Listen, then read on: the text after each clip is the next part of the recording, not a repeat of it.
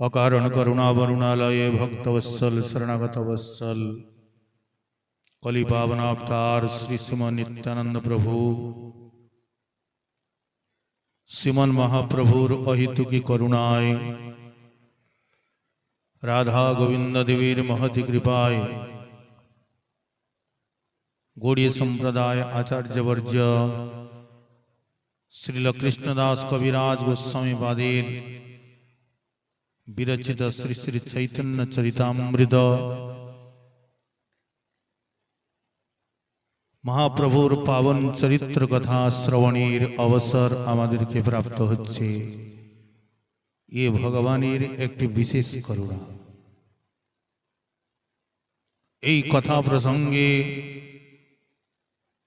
कृष्णदास कविराज गोस्वामी पाद ये भक्ति कल्पतरुर जे शाखा प्रशाखा तार वर्णन करछे। जे कल्पतरुर फल हल प्रेम, जे फलेर जे मूल्य এই जगते যত কিছু বস্তু আছে সমস্ত বস্তু দিয়ে একটি ফলেরও মূল্য গণ্য হবে না। শ্রীমান মহাপ্রভু তিনি নিজেই মালি, তিনি মালি হয়ে সেই বৃক্ষকে সেচন করছেন আর তিনিই সেই বৃক্ষের মূল স্কন্ধ। তিনি মালি হয়েও নিজের অচিন্ত শক্তি প্রভাবে তিনি স্কন্ধ হয় সেই বৃক্ষকে ধারণ করে আছেন। সেই কল্পতরুর যে শাখা প্রশাখা তার আমরা শ্রবণ করে আসছি, তার একটি শাখা রাঘব পণ্ডিত আমরা শ্রবণ করেছিলাম। যে রাঘব পণ্ডিতের গৃহে মহাপ্রভুর কত লীলা। যে সময়ে চতুর্মাস্যা করার জন্য গৌড়ের ভক্তগণ নীলাচলে আগমন করেন, রথযাত্রা দেখেন, জন্মাষ্টমী উৎসবাদি করেন,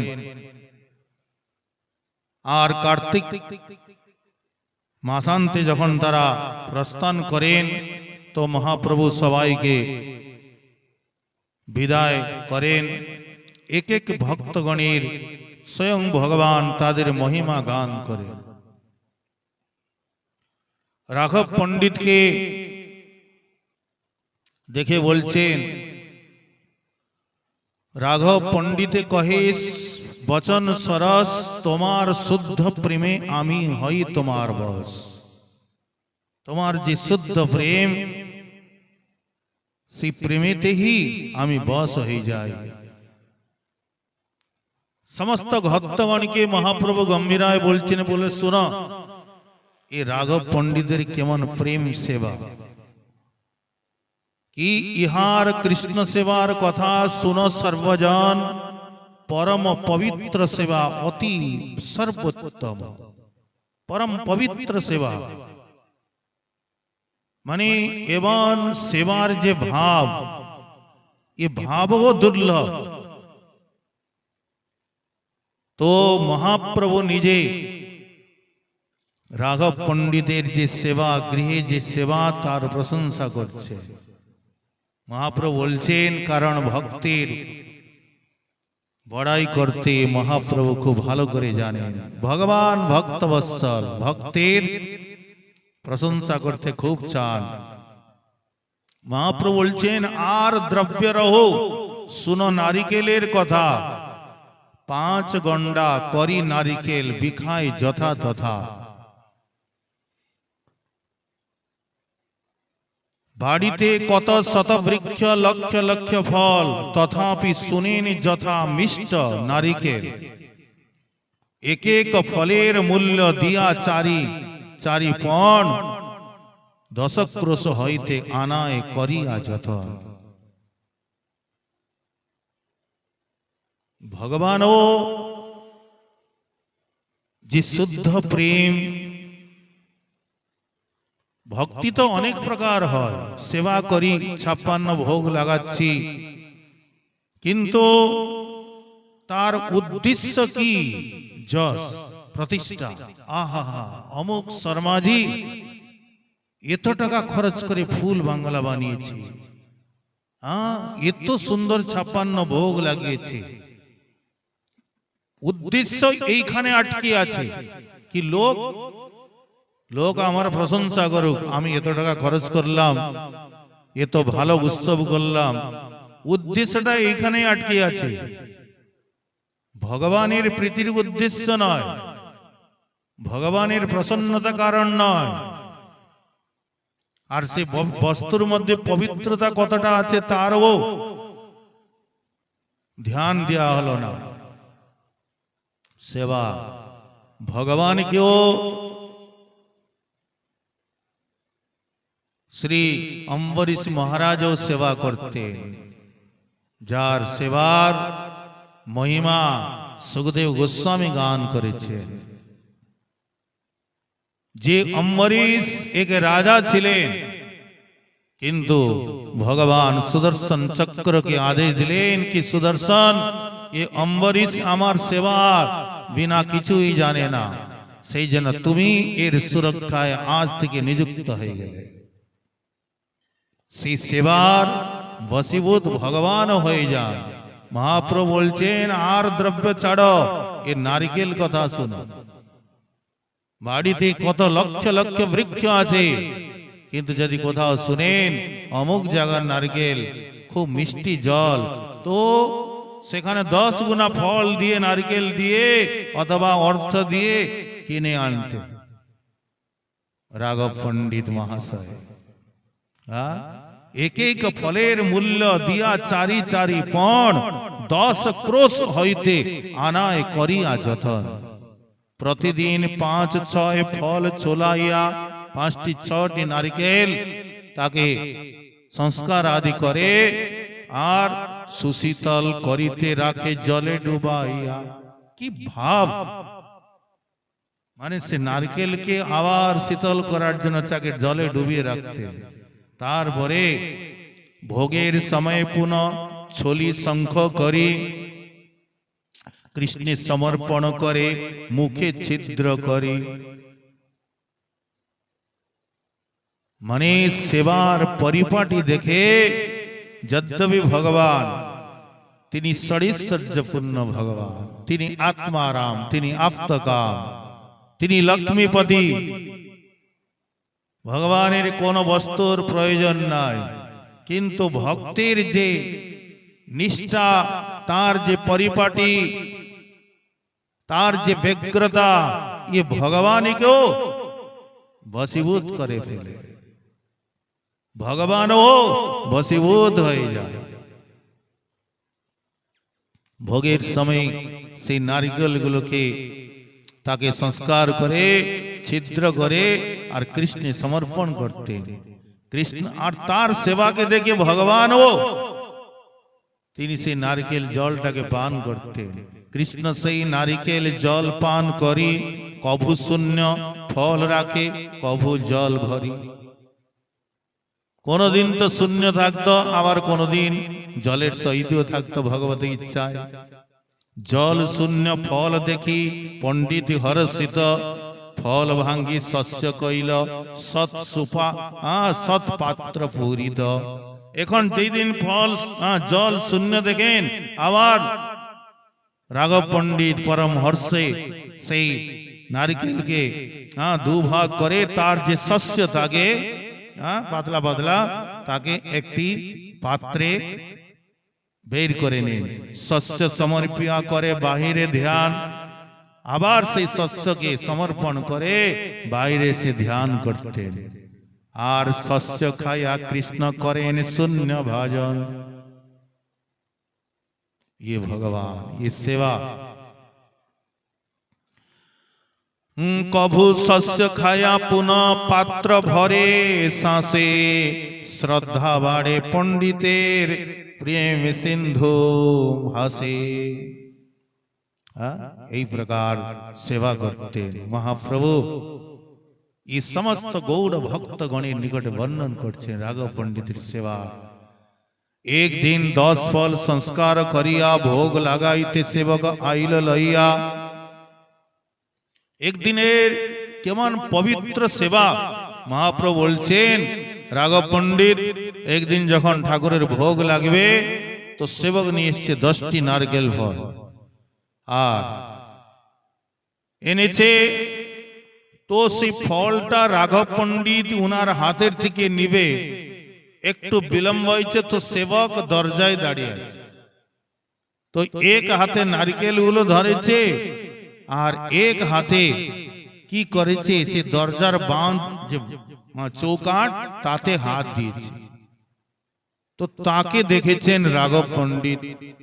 রাঘব পণ্ডিত বললেন, তুমি এই হাতে ফল ধরলে, আবার এই হাতে চৌকাঠে হাত দিলে, এইখানে লোক যাতায়াত করে, তাদের পায়ের ধুলোগুলো উড়ে উড়ে সেখান লাগে, আর তুমি ওইখান থেকে হাত সরিয়ে আবার ফলে লাগালে, তো ये ফল আর ভোগ লাগার যোগ্য নয়। কি পবিত্র সেবা!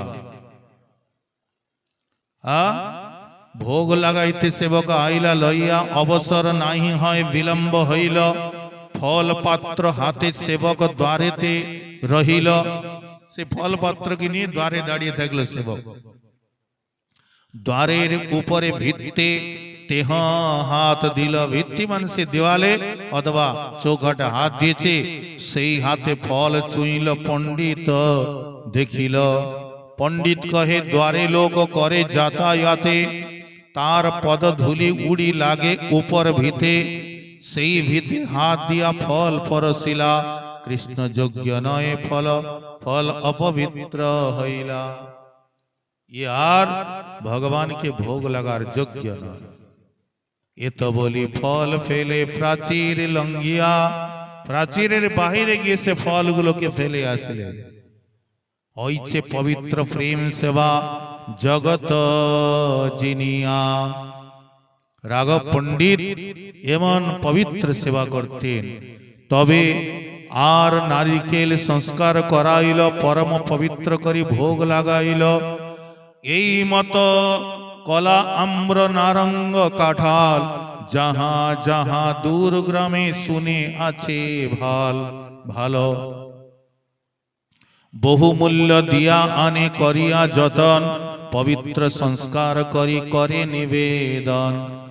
এই মত ব্যঞ্জনের শাক মূল ফল, মানে যেখানে কোনো ভালো দ্রব্য শুনতেন, কেবল নারকেল নয়, এখানে মহাপ্রভু বলছেন বাকি যা কিছু আম্র কাঁঠাল এই সমস্ত বস্তু যেখানে শুনতেন ওখানকার খুব ভালো, তো সেখানে 10 ক্রোশ দূরে দূরে গিয়ে আর অধিক মূল্য দিয়ে সে বস্তুকে, আর এই মত ব্যঞ্জনের শাক মূল ফল সবজিও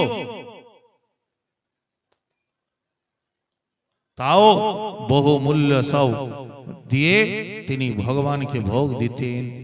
এই মত চিড়া হুড়ুম সন্দেশ সকল, এই মতে পিঠাপানা ক্ষীর ওদন, পরম পবিত্র সেবা করে সর্বোত্তম।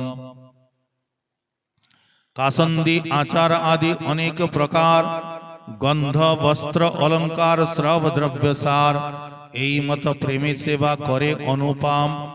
যাহা দেখি সর্বলোকের জুড়ায়ে নয়ন, এত বলি রাঘবের কইল আলিঙ্গন। এই মত সম্মানিল সব ভক্তগণ। মহাপ্রভু গম্ভীরায় সমস্ত ভক্তগণের প্রশংসা করছেন। এখানে সেই রাঘব পণ্ডিতের যে প্রেম সেবা তার প্রশংসা করলেন। গত প্রসঙ্গে আমরা শ্রবণ করেছিলাম এক শাখা শ্রী নৃসিংহ উপাসক প্রদ্যুম্ন ব্রহ্মচারী, প্রভু তার নাম কইল নৃসিংহানন্দপুরী। ये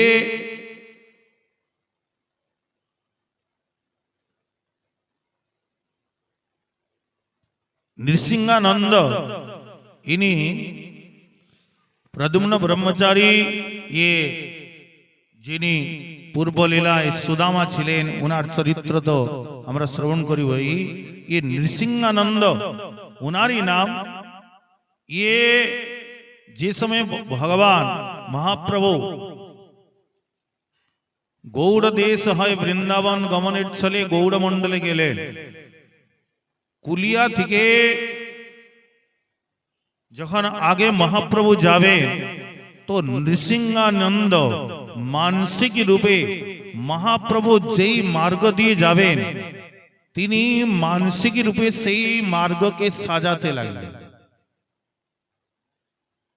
ওনার মানসিক সেবা মহাপ্রভু যেই মার্গ দিয়ে দিয়ে যাবেন সেই বৃন্দাবনে যাবেন প্রভু শুনি নৃসিংহানন্দ পথ সাজাইল মনে পাইয়া আনন্দ। মানসিক রূপে তিনি সেই পথকে মানে খুব সুন্দর ফুল দিয়ে সাজাচ্ছে। এখানে বলছেন কুলিয়া নগর হইতে পথ রত্নিস বাঁধাইল। পুরো মানে মহাপ্রভু যেই মার্গ দিয়ে যাবেন মানসিক রূপে তিনি পুরো রত্ন দিয়ে সেই মার্গকে বাঁধিয়ে দিলেন। দুই দিকে রত্ন রাজি আর নিবৃত পুষ্পের সজ্জা উপরে পাতিল। বৃন্ত রহিত যে পুষ্প পঙ্খুড়ির সে কেবল পুষ্পের পঙ্খুড়ি গুলোকে পুরো রাস্তায় তিনি পেতে দিলেন। সজ্জা উপরে পাতিল পথে দুই দিকে বকুল পুষ্পের শ্রেণী, বকুল বৃক্ষের পুষ্পযুক্ত বকুল বৃক্ষ দুই দিকে দাঁড়িয়ে আছে রাস্তার দুই ধারে, আর মধ্যে মধ্যে দিব্য পুষ্করিণী। আবার সেই রাস্তার দুই দিকে মধ্যে মধ্যে মাঝে মাঝে দিব্য সমস্ত সরোবর সেখানে বিদ্যমান। রত্ন বান্ধা ঘাট তাহে প্রফুল্ল কমল, নানা সাক্ষী কোলাহল সুধাময় জল। সেই পুষ্করিণীতে রত্ন বাঁধা ঘাট, সেই ঘাটগুলো নানা প্রকার রত্নের দ্বারা সেখানে বাঁধা আছে।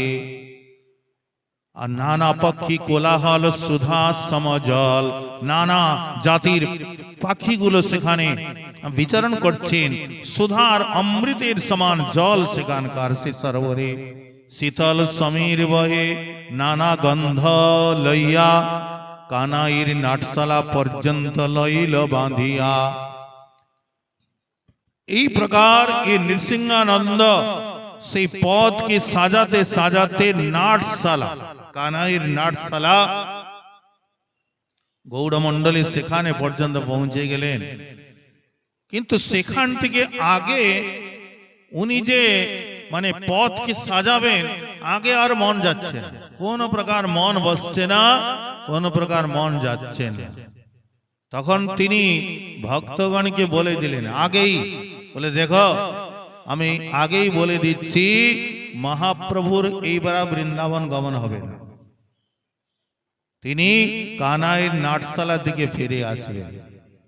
আগেই ইনি কানাইয়ের নাটশালা হইতে আসিবে ফিরিয়া, জানিবে পশ্চাৎ কহিনু নিশ্চয় করিয়া।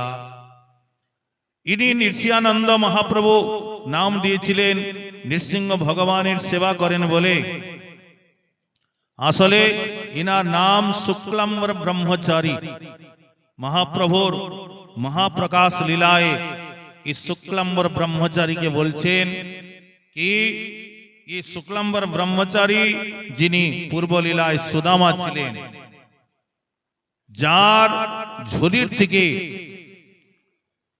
ভগবান শ্রীমন মহাপ্রভু তার তন্ডুলকে ভক্ষণ করেছিলেন। শুক্লাম্বর ব্রহ্মচারী নবদ্বীপে এক দিনহীন ব্রাহ্মণ ছিলেন। ইনি যে এত বড় মহাভাগবত কেউ জানতেন না।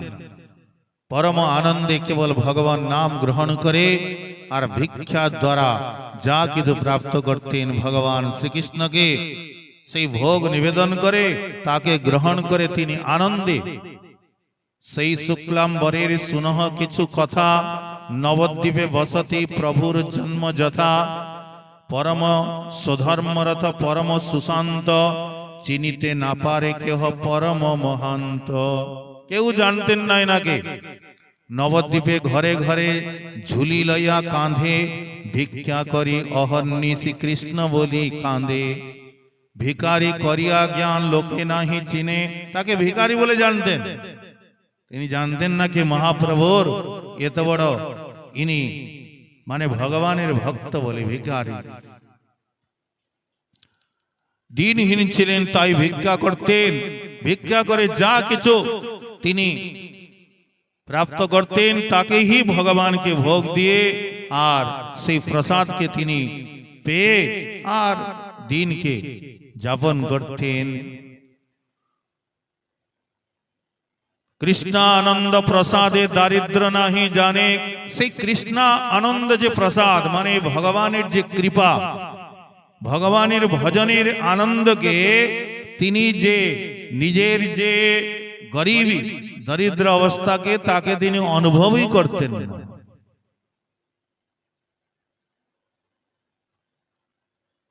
চৈতন্যের কৃপাপত্র কে চিনিতে পারে, যখন চৈতন্য অনুগ্রহ করে যারে। মহাপ্রভু যখন কাউকে জানিয়ে দিন তখনই সেই ব্যক্তি ভগবানের কৃপাপাত্রকে জানতে পারে। পূর্বে যেন আছিল দরিদ্র দামোদর, দরিদ্র সুদামা, সেই মত শুক্লাম্বর বিষ্ণু ভক্তিধর। সেই মত কৃপাত করিলা বিশম্ভর, যে রহে চৈতন্য নৃত্যে বাড়ির ভিতর। মানে শ্রীবাস আঙ্গিনায় মহাপ্রভু যখন নৃত্য করতেন তখন শুক্লাম্বর ব্রহ্মচারী ছিলেন। বসিয়া আছে প্রভু ঈশ্বর আবেশে, ঝুলি কাঁধে করি বিপ্র নাচে কাঁদে হাসে। মহাপ্রভু মহাপ্রকাশ লীলায় সে বিষ্ণুর খট্টার উপর বিরাজমান, আর শুক্লাম্বর ব্রহ্মচারী তিনি প্রেমানন্দে নৃত্য করছেন ঝুলিকে কাঁধে নিয়ে, কৃষ্ণ নাম নিয়ে। আহা, শুক্লাম্বর দেখিয়া গৌরাঙ্গ কৃপাময়, আইস আইস করি বলি প্রভু বলো এ সদয়। দরিদ্র সেবক মোর তুমি জন্ম জন্ম, আমারে সকল দিয়া তুমি ভিক্ষু ধর্ম। মহাপ্রভু বলছেন তুমি আমার জন্ম জন্ম ধরে আমার সেবক, দরিদ্র সেবক, সব কিছু আমাকে দিয়ে তুমি ভিক্ষু ধর্ম করো। আমিও তোমার দ্রব্য অনুক্ষণ চাই, তুমি না দিলেও আমি বল করি খাই। আমিও তোমার বস্তুর দিকে চেয়ে থাকি, তোমার বস্তুর প্রতি আমার লোভ থাকে, তুমি না দিলেও আমি বল করে জোর করে তোমার বস্তু কি আমি খাই। দ্বারকার মাঝে খুদ কাড়ি খাইল তোর, পাশরিলা কমলা ধরিল হস্ত মোর। তোমার মনে নাই দ্বারকায় তুমি যখন চিড়া নিয়ে গিয়েছিলে, খুদ নিয়ে গিয়েছিলে, তখন আমি খেয়েছিলাম। কমলা রুক্মিণী আমার হাত ধরেছিল তোমার সম্মুখে, ভুলে গেলে? এত বলি হস্ত দিয়া ঝুলির ভিতরে, মুষ্টি মুষ্টি তণ্ডুল চিবায়ে বিশ্বম্ভরে। ভগবান সে তার তণ্ডুলকে ভজন করছে তার ঝুলির থেকে নিয়ে। শুক্লাম্বর বলে প্রভু কইলা সর্বনাশ, এ তণ্ডুলে খুদ কণ বহুত প্রকাশ। আরে প্রভু কি করছে এসব খুদের কণা? প্রভু বলে তোর খুদ কণ মুই খাও, অভক্তির অমৃত উলটি নাহি চাও। তোর যে খুদের কণ সেইটাই আমার প্রিয়, আর অভক্তের যে অমৃত তার দিকে আমি ফিরেও তাকাই না। স্বতন্ত্র পরমানন্দ ভক্তের জীবন, চিবায়ে তণ্ডুলকে করিবে নিবারণ। তিনি স্বতন্ত্র ভগবান পরমানন্দ, তিনি ভক্তের জীবন, তিনি চিবায় তণ্ডুলকে করিবে নিবা। কে মানা করিবে ওনাকে? আগে এখানে বলছেন না, এখানে ভগবানকে যখন ভোগ লাগে মন্ত্র বলতে হয়, পবিত্রতা রাখতে। এখানে কি ছিল? মন্ত্র ছিল?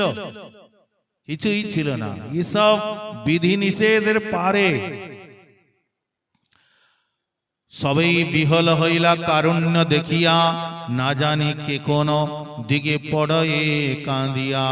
মহাপ্রভুর লীলাকে দেখে আর সমস্ত ভক্তগণ সেখানে ভাব বিহল হয়ে পড়েছেন। উঠিল পরমানন্দ কৃষ্ণের ক্রন্দন, শিশু বৃদ্ধ আদি করে কাঁদে সর্বজন। সবাই কাঁদছে সেখানে। দন্তে তৃণ করে কেহ, কেহ নমস্কারে, কেহ বলে কৃষ্ণ কব না ছাড়িবা মোরে। মহাপ্রভুকে বারবার প্রণাম করছেন, প্রভু কোন জন্মে আমাদেরকে ত্যাগ করিবেন না। গড়াগড়ি যায়েন সুকৃতি শুক্লাম্বর, তণ্ডুল খায়েন সুখে বৈকুণ্ঠ ঈশ্বর।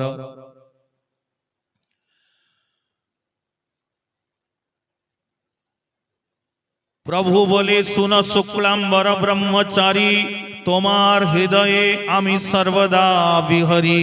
তোমার ভোজনে হয় আমার ভোজন, তুমি ভিক্ষায় চলিলে আমার পর্যটন। প্রেম ভক্তি বিলাইতে মোর অবতার, জন্ম জন্ম তুমি প্রেম সেবক আমার। তুমি জন্ম জন্ম ধরে আমার সেবক, সেই প্রেম ভক্তি আমি তোমাকে প্রদান করলাম। শুক্লাম্বর ব্রহ্মচারীকে যখন ভগবান এই প্রেম ভক্তি প্রদান করলেন, সমস্ত বৈষ্ণবগণ হরিধ্বনি করতে লাগলেন। কমলানাথের ভক্ত ঘরে ঘরে মাগে, এ রসের মর্ম জানে কোন মহাভাগে। যিনি লক্ষ্মীপতি, তার যিনি দাস, সে ঘরে ঘরে ভিক্ষা করছে। আর যারা বহির্মুখ প্রাণী, তারা মানে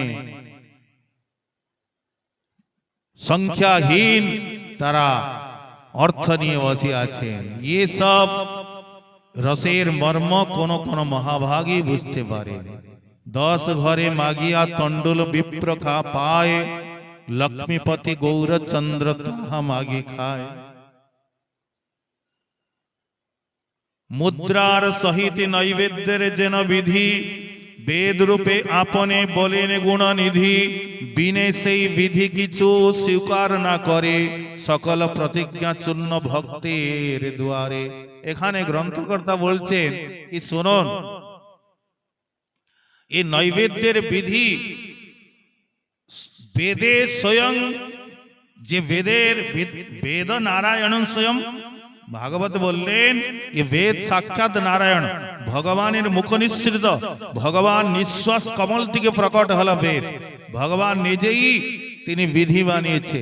কি নৈবেদ্যের যে বিধিটা কি, বিধান কি, নৈবেদ্য অর্পণ করিবে মুদ্রার সহিত, মুদ্রা দেখাতে হয়। তাতে মূল মন্ত্র বীজ মন্ত্র তার উপরে জপ করতে হয়। এসব বেদের মধ্যে ये সমস্ত মানে বিধান বলা হয়েছে। আর বেদ তিনি স্বয়ং, বিনে সেই বিধি কিছু স্বীকার না করে, সেই বিধি বিনা তিনি স্বীকার করেন না। সকল প্রতিজ্ঞা চূর্ণ ভক্তের দ্বার, এসব প্রতিজ্ঞা ভক্তের কাছে কোনো, সেখানে কোনো বিধি নিষেধ নাই। শুক্লাম্বর তণ্ডুল ইহার প্রমাণ, বলে তার প্রমাণ শুক্লাম্বর, এই শুক্লাম্বর ব্রহ্মচারী তণ্ডুল। এখানে না কোনো মুদ্রা, না কোনো মূল মন্ত্র জপ, না কোনো জাগা সংস্কার, কিছুই নাই।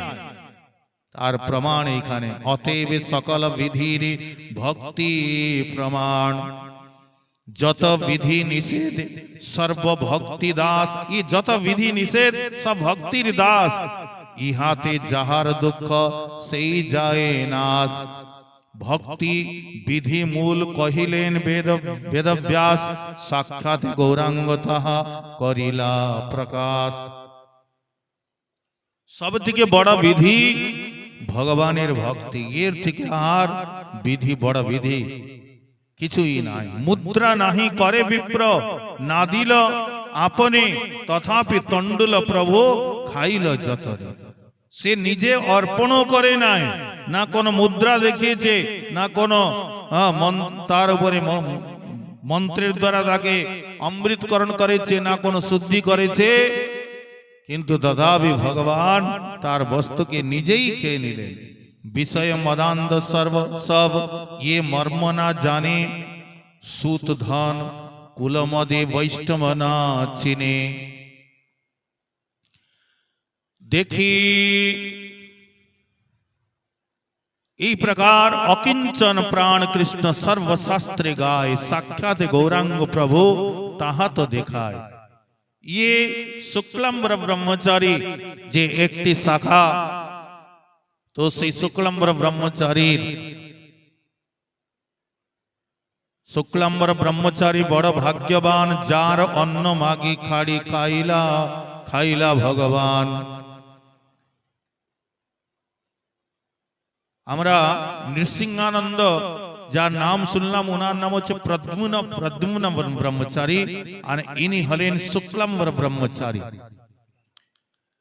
নন্দন আচার্য শাখা জগতে বিদিত, লুকাইয়া দুই প্রভুর যার ঘরে স্থিত। নন্দন আচার্য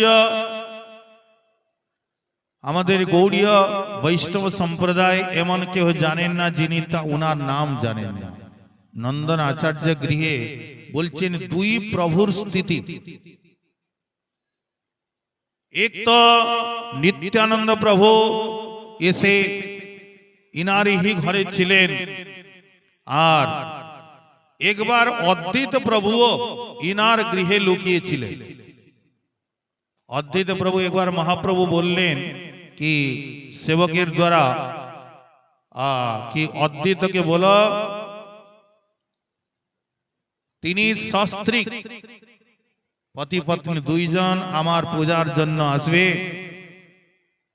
তো অদ্বৈত প্রভু শান্তিপুর থেকে এসছেন, কিন্তু এসে তিনি পরীক্ষা নেওয়ার জন্য ইনি কি আমার ভগবান, সেই পরীক্ষা করার কারণে তিনিও নন্দন আচার্য গৃহে লুকিয়েছিলেন।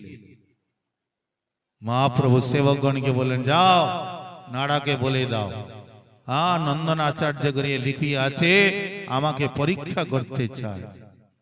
এই জন্য এখানে বলেছেন যার গৃহে দুই প্রভুর স্থিতি, যিনি যার গৃহে দুই প্রভু লুকিয়েছিলেন। নিত্যানন্দ মিলন নন্দন আচার্য গৃহে, এ প্রত্যেকে গৌড়ীয় বৈষ্ণবগণ জানেন। শ্রী নিত্যানন্দ প্রভু গৃহত্যাগ করে তীর্থ করতে করতে তিনি বৃন্দাবনে গেলেন। বৃন্দাবন দর্শন মাত্রে উনার সমস্ত পূর্বলীলা জেগে উঠল। তিনি যখন মন্দিরে যাচ্ছেন, মন্দিরে কোনো ভগবানকে দেখতে পাচ্ছেন না। বুঝতে পারলেন আমার প্রভু তিনি নদিয়ায় গিয়ে আর প্রকট হয়েছেন। তো সেখানে শ্রী নিত্যানন্দ প্রভু প্রতীক্ষা করলেন, যতক্ষণ মহাপ্রভু নিজেকে প্রকাশ না করছেন সেতক্ষণ আমি যাব না। এদিকে নবদ্বীপে শ্রীমান মহাপ্রভু সংকীর্তনানন্দে ভক্তগণকে নিয়ে তিনি প্রেমে উন্মত্ত হয়ে আছেন, কিন্তু ওনার মনে একটা দুঃখ কি নিত্যানন্দ অভাব। দুঃখ পায় প্রভু না দেখিয়া নিত্যানন্দ। নিত্যানন্দ জানিলেন প্রভুর প্রকাশ যে অবধি লাগি করে বৃন্দাবনে বাস। তিনিও বুঝতে পারলেন কি আমার প্রভুর আকর্ষণ হয়েছে। তো জানিয়া আইলা ঝাট নবদ্বীপপুরে। তিনি বুঝতে পেরে বৃন্দাবন থেকে নবদ্বীপে আসলেন, আর আসিয়া রহিলা নন্দন আচার্যের ঘরে। কেন নন্দন আচার্য যখন প্রভু সর্বত্র ঘুরে ঘুরে বৃন্দাবন থেকে এসে গেলেন, নবদ্বীপও এসে গেলেন, নন্দন আচার্যের গৃহে কেন থাকলেন? তাদের মনের ভাব কি জানবে?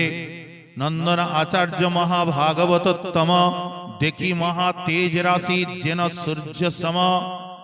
শ্রী নিত্যানন্দ প্রভুর যে বিগ্রহকে দেখে নন্দন আচার্য মহা ভাগ্যবান হবেন। ভাগ্যবান না হলে তার গৃহে কেন লুকিয়ে থাকবে?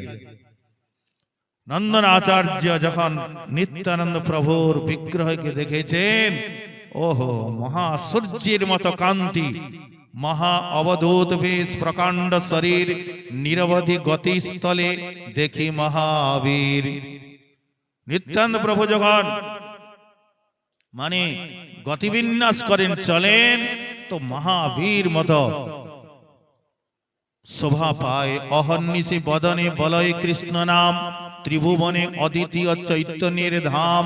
নিরন্তর তিনি ভগবান নাম উচ্চারণ করছেন, আর নিজের আনন্দে নিত্যানন্দ প্রভু কখন হুঙ্কার করছেন, আর এমন তিনি গর্জনা করছেন যেমন সাক্ষাৎ বলরামের অবতার তিনি। কোটি কোটি চন্দ্র থেকেও সুন্দর উনার বদন মণ্ডল, আর উনার যে হাস্য সে পরম শোভাময়। এই প্রকার নিত্যানন্দ প্রভু শ্রী নন্দনাচার্য গৃহে আসলেন। ব্রহ্মাণ্ড পবিত্র হইলে নাম লইলে যা, যার নাম গ্রহণ যে করিবে, নাম নেওয়া মাত্র হি ব্রহ্মাণ্ড পবিত্র হয়ে যায়।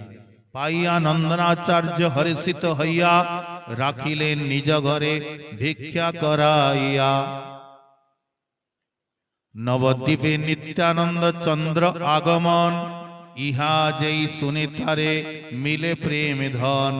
নিত্যানন্দ আগমন জানি বিশ্বম্ভর, অন্তর অনন্ত হরিশ প্রভু হইলা অন্তর। মহাপ্রভু জানতে পারলে নিত্যানন্দ এসেছেন নবদ্বীপে, আর মহাপ্রভু দুই একদিন আগে হি বৈষ্ণবগণকে বলেছিলেন, বৈষ্ণব সর্ব বৈষ্ণবের স্থানে বেঞ্জিয়া আছেন কেহ মর্ম নাহি জানে। বৈষ্ণবগণকে বলেছিলেন, আরে ভাই, দিন দুই তিনের ভিতরে কোন মহাপুরুষ একে আসিবা এথারে। বৈষ্ণবগণকে বলছেন কি, আমার মনে হয় এ দিন দুই একদিনের মধ্যে কোন বৈষ্ণব তিনি এই নবদ্বীপে এখানে আসবেন। আর যেদিন নিত্যানন্দ প্রভু এসেছেন, সেদিন মহাপ্রভু নিজের যে নিত্য কর্ম বিষ্ণু পূজা আদি সমাপনান্তে সমস্ত ভক্তগণকে এসে বললেন, বলে শোনো, আমি আগেই বলেছিলাম কি কোন বৈষ্ণব আসবেন, আর কালকে রাত্রি হি আমি স্বপ্ন দেখলাম। প্রভু কি স্বপ্ন দেখলেন? এক দিব্য রথ, যে রথের নাম হচ্ছে তালধ্বজ রথ, বলরামের রথ, তালধ্বজ রথ। আর তালধ্বজ রথ এক সংসারের সার, এক দিব্য রথে, আর সে রথ এসে আমার দরজায়, আমার দুয়ারে দাঁড়ালো।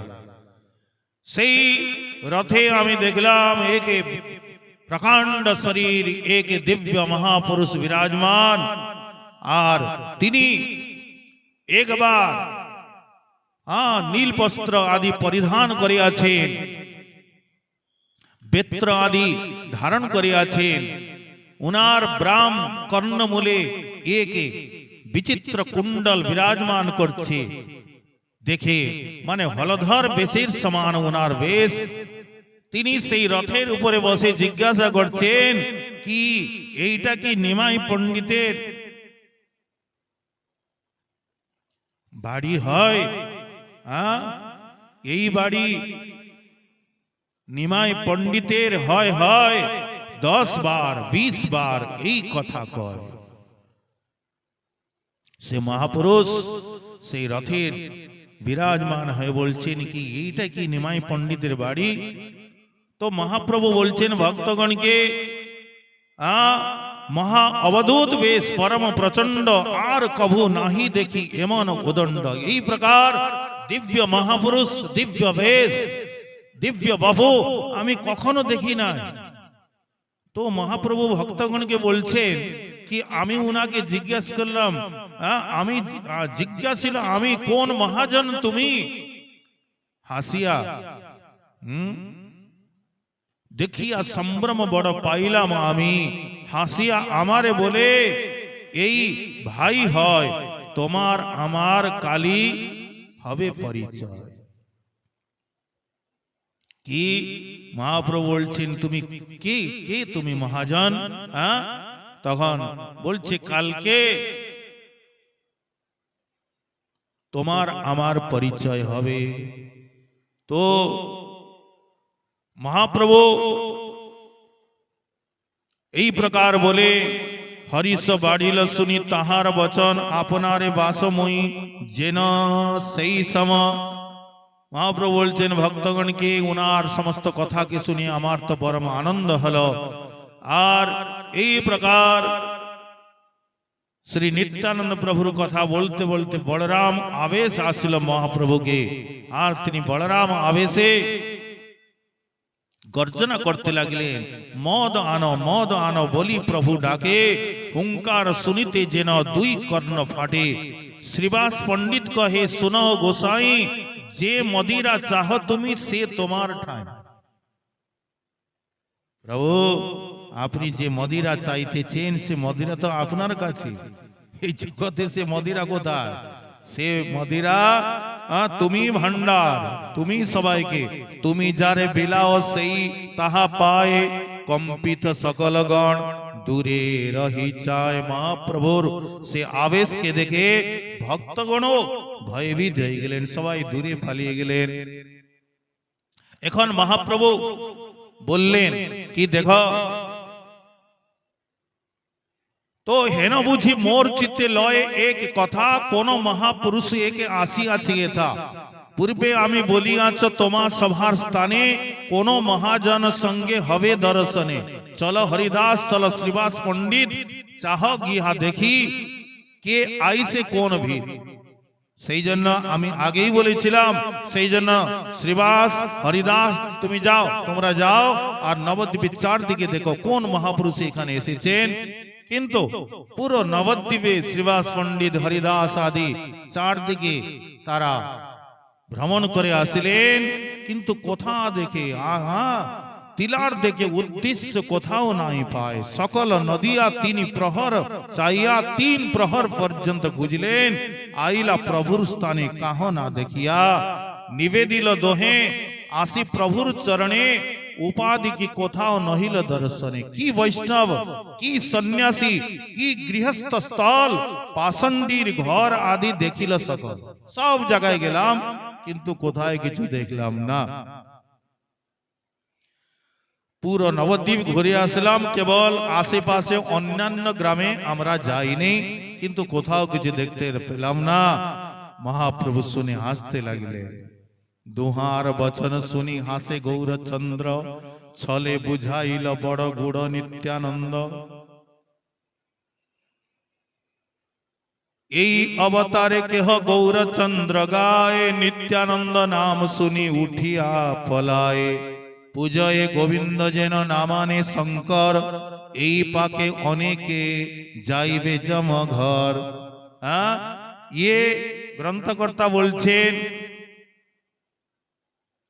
কি যারা মহাপ্রভুর ভক্তি করেন আর নিত্যানন্দকে মানেন না, বলছেন যেমন কোন ব্যক্তি গোবিন্দকে পূজা করে আর শঙ্করকে মানে না, শিবকে মানে না, বলছেন এই পাকে অনেকে বলে এই সব যেমন ঘরের রাস্তা খোলা তাদের জন্য।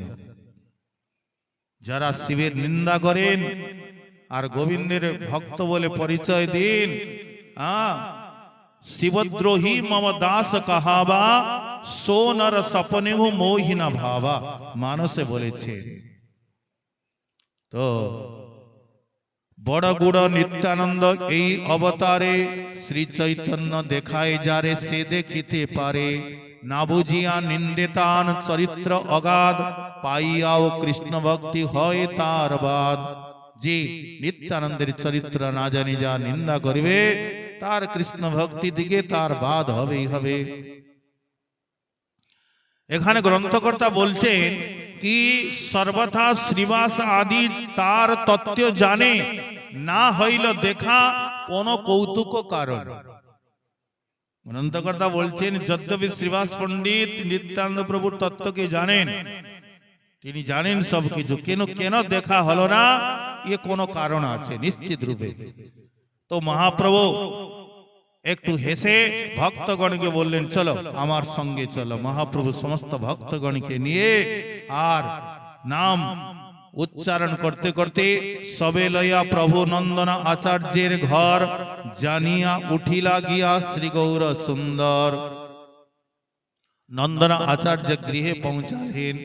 বসিয়াছে এক মহাপুরুষ রতন, সবে দেখিলেন যেন কোটি সূর্যপম। কোটি কোটি সূর্যের মতো কান্তিযুক্ত এক মহাপুরুষ সেখানে বিদ্যমান বিরাজমান আছেন। অলক্ষিত আবেশ বুঝন নাই যায়।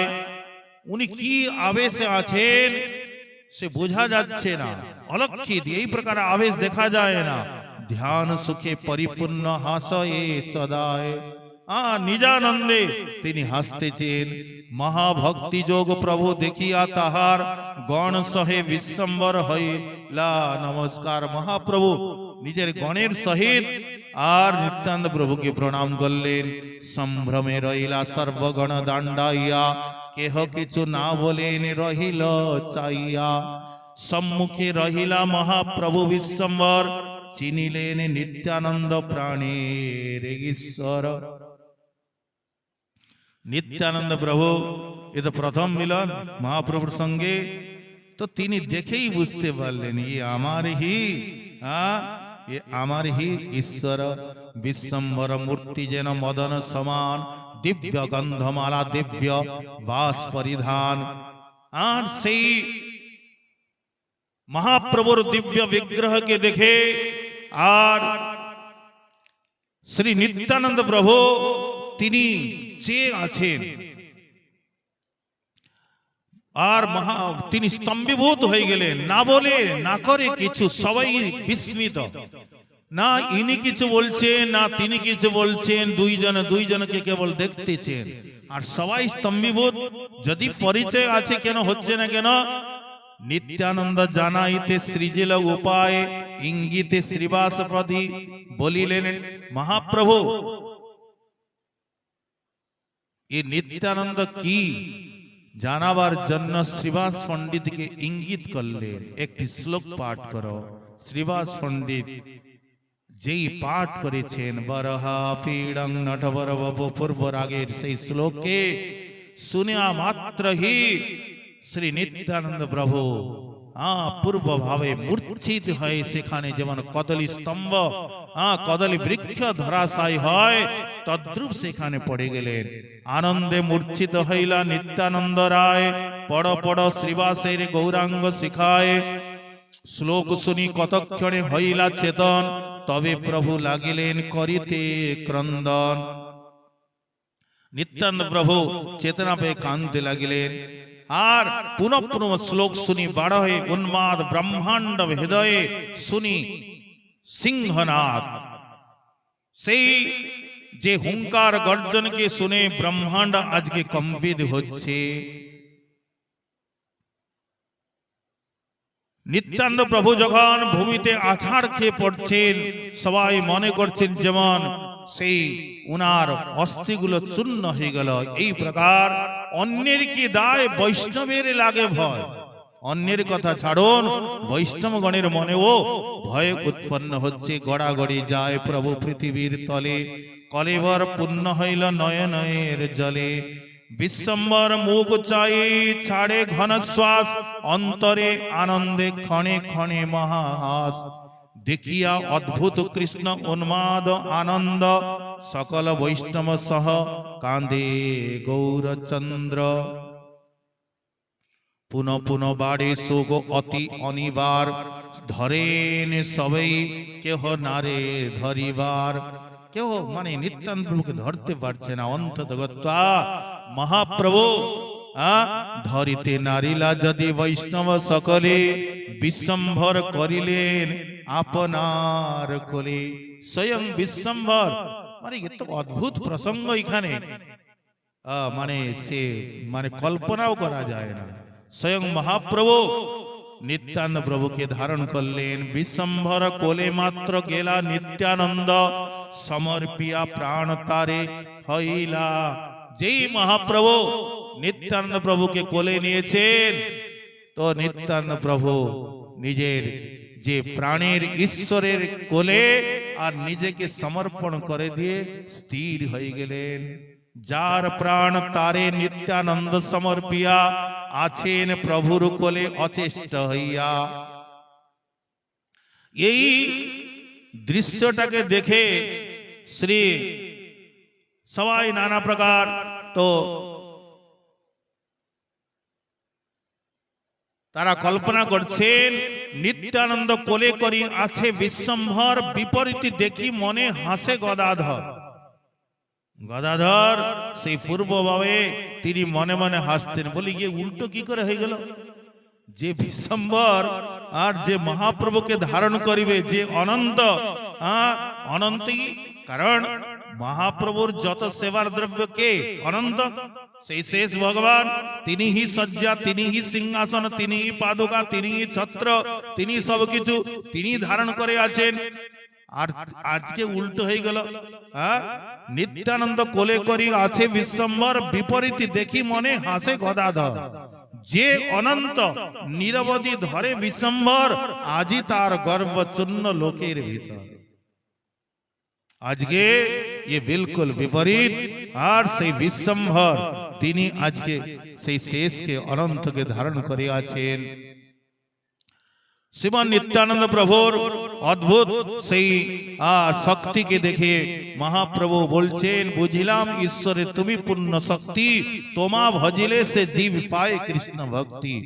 এই প্রকার নিত্যানন্দ চৈতন্যের অনেক আলাপ, সব কথা ঠারে ঠোরে নাহিক প্রকাশ। মানে নিত্যানন্দ প্রভু মহাপ্রভুকে দেখছেন আর মহাপ্রভু নিত্যানন্দ প্রভুকে দেখছেন, তাদের ঠারে ঠোরে কি কথা হচ্ছে এ বাহ্যে কিছুই প্রকাশিত নাই। তো আজি কৃত্য কৃত্য হেন মানিল আমরা, দেখিলাম তোমার আনন্দ বাড়ি ধারা। মহাপ্রভু ভক্তগণকে নিয়ে বলছেন যে আজকে আমরা ধন্য হয়ে গেলাম, তোমার যে এই প্রেম বিকার আজকে আমরা দেখতে পেলাম। এখন মুরারি গুপ্ত বলছে হেসে, ও হাসিয়া মুরারি বলে, তোমরা তোমরা উহা তো না বুঝি কিছু আমরা সভারা। তোমরা তোমরা বুঝছো আর আমরা তো কিছুই বুঝছি না, নিজেরাই। আর শ্রীবাস বলে, উহা আমরা কি বুঝি, মাধব শঙ্কর যেন দেহ দোহে দোহা পুজি। শ্রীবাস পণ্ডিত বলছেন, ইয়ে আমরা কি বুঝবো, যেমন মাধব আর শঙ্কর, কৃষ্ণ শঙ্করের পূজা করছেন আর শঙ্কর কৃষ্ণের পূজা করছেন, সেই প্রকার গদাধর বলে, ভালো বলিলা পণ্ডিত সেই বুঝি যেন রাম লক্ষ্মণ চরিত। বিলকুল ঠিকই বলেছে, যেন রাম লক্ষ্মণ দুইজন জোড়ি। কেহ বলে দুইজন যেন দুই কাম, কেহ বলে দুইজন যেন কৃষ্ণ রাম, কেহ বলে আমি কিছু বিশেষ না জানি, কৃষ্ণ কোলে যেন শেষ হাইলা আপনি। আমি বিশেষ কিছু জানি না, যেমন কৃষ্ণের কুলে শেষ হইয়াছেন তদ্রূপ। কেহ বলে দুই সখা যেন কৃষ্ণার্জুন, এই সেই মত দেখিলাম প্রেমে পরিপূর্ণ। কেহ বলে দুইজন গূঢ় পরিচয়, কিছুই না বুঝি সব ঠারে ঠোরে কয়। এই প্রকার শ্রী নিত্যানন্দ প্রভু মহাপ্রভুর নন্দন আচার্য গৃহে আর মিলন হল। ভক্তগণ এই প্রকার তাদের উপমা দিচ্ছেন। এ বিষয়ে আমরা আগামীকাল আবার সেই ভক্তি কল্পতরু বৃক্ষ যা কিছু বর্ণন করিবেন, ওনার কৃপা হলে আমরা কালকে শ্রবণ করিব। बोलो सपाट सदगौरांग महाप्रभु की, श्री श्रीमान नित्यानंद प्रभु की, श्री अद्वैत गदाधर शिवासादि भक्त वृंद की, श्री जगन्नाथ भगवान की, नृसिंह भगवान की, राधा गोविंद भगवान की, गंगा जमुना मैया की, तुलसी महारानी की, श्री श्री चैतन्य चरितामृत की, कविराज गोस्वामी पाद की, नामाचार्य हरिदास ठाकुर की, श्री श्रीमद राधा रमण देव की, श्रीपाद बाबाजी महाराज की, श्रीमद् राधा चरण दास महाराज की, श्री गुरु महाराज की जय। जय श्री राधे निताय गौर हरि बोल।